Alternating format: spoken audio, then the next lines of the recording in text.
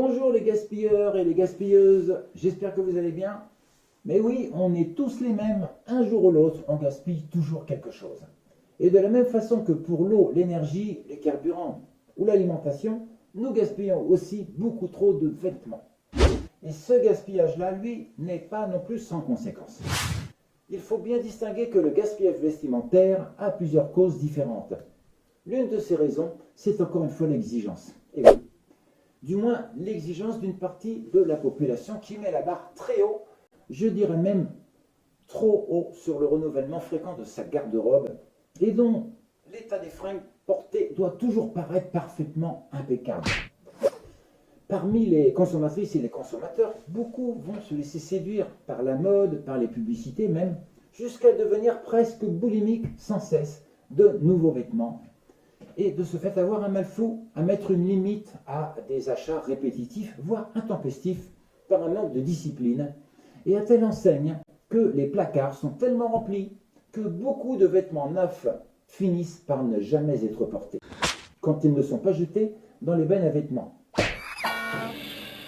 L'un des responsables de cela, c'est la tendance à la fast fashion, qui propose des vêtements à bas prix et renouvelle constamment ses collections. En effet, aujourd'hui, les Français et les Françaises achètent 30% de vêtements en plus qu'il y a 10 ans. Nous achetons même 60% de vêtements en plus qu'il y a 15 ans, à cause de cette production à bon marché de vêtements de moindre qualité, mais achetés en plus grand nombre, en plus grande quantité. Il faut bien faire marcher le commerce, non? Mais ces vêtements-là commencent à paraître usés dès le 2e ou 3e lavage seulement, ce qui incite la clientèle à prendre de plus en plus cette mauvaise habitude de racheter sans cesse d'autres vêtements, puisque ça ne coûte pas bien cher. C'est ainsi que 70% de notre garde-robe n'est jamais utilisé. Les autres vêtements que nous possédons sont portés seulement 7 à 10 fois avant d'être jetés. Alors au-delà de l'aspect gaspillage, il y a l'aspect environnemental. La fabrication des vêtements est très gourmande en ressources naturelles. Par exemple, la production du coton nécessite une grande quantité d'eau et même de pesticides pour la planète. De plus, les vêtements synthétiques libèrent des microplastiques dans les océans lorsqu'ils sont lavés.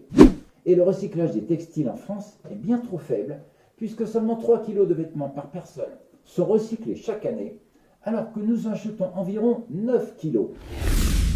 Il y a même des conséquences sociales à cela, puisque la mode rapide de fabrication a des répercussions directes sur les conditions de travail précaires dans les pays producteurs. L'essentiel de la fringue bon marché provient d'Asie, de Chine et du Pakistan, là même où la main-d'œuvre est plus que bon marché. Mais le revers de la médaille est que cette consommation aveugle et débridée génère un gaspillage monstrueux. Mais alors, que peuvent bien devenir ces tonnes de vêtements jetés au rebut? Tu vas voir que l'aberration peut aller encore plus loin que tu le penses. Lorsqu'on va jeter nos vêtements dont on ne se sert plus dans les bennes disposées à cet effet sur la voie publique. Des associations, dont la Croix-Rouge, viennent collecter ces sacs d'habits, mais une seule partie, une infime partie, est redistribuée pour le don des plus démunis dans les associations, soit une benne sur 30 seulement.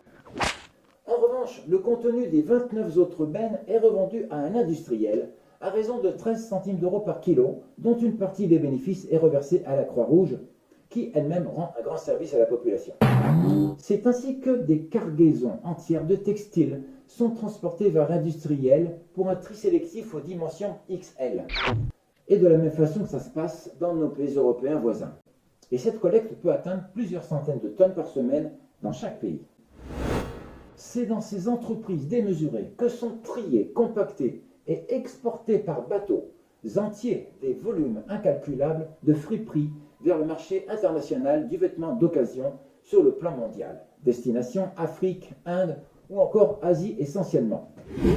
Alors quand on fait le décompte des vêtements que tu as soigneusement portés à la benne de recyclage, voici les proportions des différentes destinations. 3% seulement sont réutilisés en France. 10% sont incinérés et servent de chauffage aux habitations. 33% sont recyclés pour les transformer en matériaux d'isolation pour les logements. Et le reste, soit 54%, sont exportés à l'étranger pour la revente. Mais dans cette remarquable organisation de recyclage des textiles, il y a tout de même quelque chose qui ne tourne pas rond. Et ça se passe au Ghana, en Afrique de l'Ouest. Dans le vaste port d'Accra, à la capitale, des containers de vêtements d'occasion par centaines arrivent du monde entier pour une valeur d'achat de 80 millions de dollars par an. C'est 3 fois plus qu'il y a 25 ans. D'ailleurs, sur les marchés d'Accra, on ne trouve plus que des textiles usagés à vendre. Les étalages débordent de tous les côtés et le flot de vêtements déversés sur ces marchés nous sert de baromètre pour mesurer l'ampleur du gaspillage que nous commettons. C'est ainsi que chaque semaine, les marchés d'Accra écoulent 15 millions de vêtements. Mais le drame pour les commerçants africains est qu'ils sont contraints sur la quantité d'en jeter environ 40% de cette marchandise qui est invendable parce qu'en trop mauvais état. Ce sinistre gaspillage est déplacé dans des décharges à ciel ouvert de la ville, souvent au bord du fleuve, et se transforme en catastrophe écologique, car ce sont par endroits des montagnes entières de vêtements au rebut mêlés à différents déchets qui pourrissent sous la pluie, là même où des tonnes de lambeaux mêlés à d'autres tonnes d'immondices sont emportées par les eaux du fleuve et finissent fatalement dans l'océan.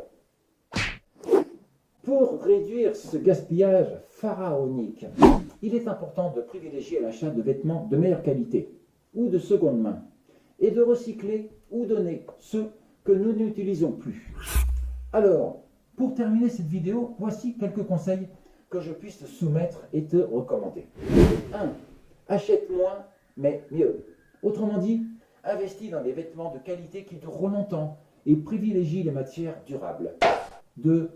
Pour des vêtements de seconde main, les friperies, les vides-greniers et les plateformes en ligne comme Vinted ou Le Bon Coin sont d'excellentes options pour trouver des vêtements d'occasion en bon état. 3. Avant de jeter un vêtement abîmé, essaye de le réparer ou de le transformer. Par exemple, un petit trou peut être cousu et une vieille chemise peut être teintée pour lui donner une nouvelle vie. 4. Fais des échanges. Organise des échanges de vêtements avec ta famille ou tes amis. C'est une façon amusante de renouveler ta garde-robe sans dépenser. 5. Pense recyclage. Il suffit d'un bref de temps pour aller déposer tes vêtements usés dans des points de collecte pour qu'ils soient recyclés. 6. Adopte une garde-robe modèle réduit, c'est-à-dire simplement te contenter de garder les vêtements essentiels et polyvalents que tu pourras facilement combiner entre eux. Mais tu y trouveras l'avantage de réduire les besoins d'acheter constamment de nouveaux vêtements. 7. Prends soin de tes vêtements en évitant les lavages trop fréquents, en utilisant des produits doux et en suivant les instructions de lavage pour prolonger leur durée de vie. Et enfin, tu peux parler de l'importance à réduire le gaspillage vestimentaire à ton entourage parce que plus nous serons nombreux à adopter ces pratiques et plus l'impact sera significatif. Je te remercie de m'avoir suivi jusqu'au bout une fois de plus. Merci de m'avoir accordé ton attention. Je te donne rendez-vous pour le 25e sujet demain qui sera scindé en 2 parties pour évoquer la décadence des hôpitaux et ensuite le sketch sur les hôpitaux sur la deuxième partie. Prends bien soin de toi. Ciao!